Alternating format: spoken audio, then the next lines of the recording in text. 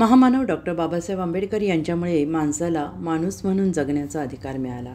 आज भारतीय संविधानामुळे भारत देशाची उंची जगात वाढली आहे आणि त्यामुळे भारत देशाला खऱ्या अर्थाने डॉक्टर बाबासाहेब आंबेडकर यांच्या क्रांतिकारी विचारांची गरज असल्याचं प्रतिपादन माजी समाज कल्याण सभापती ब्रह्मानंद पडळकर यांनी विटा येथे बोलताना केले।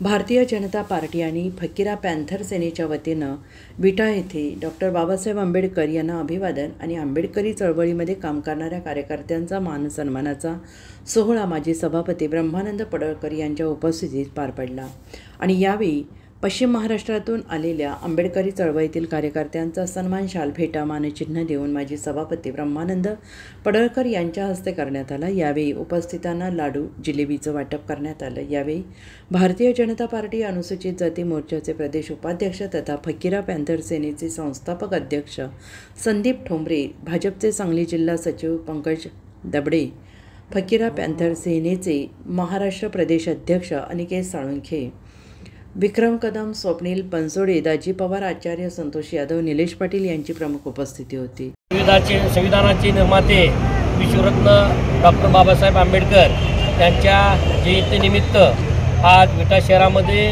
जी इथल्या स्थानिक कार्यकर्त्यांनी ही जयंती साजरी केली त्यांचं मी मनापासून हृदयातून आभारी आहे आणि मी आंबेडकर प्रेमींना या जयंतीच्या खूप खूप आजच्या शुभेच्छा देतो।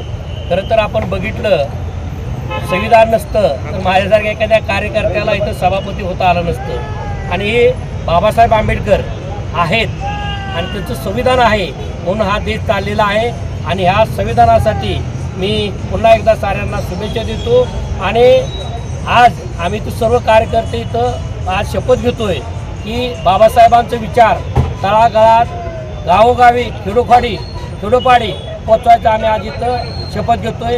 पुन्हा एकदा मी आंबेडकर जयंतीनिमित्त साऱ्यांना खूप खूप आजच्या शुभेच्छा देतो। दिवसभरातील घडामोडींचा आढावा घेण्यासाठी पाहत रहा N24 मराठी न्यूज चॅनल।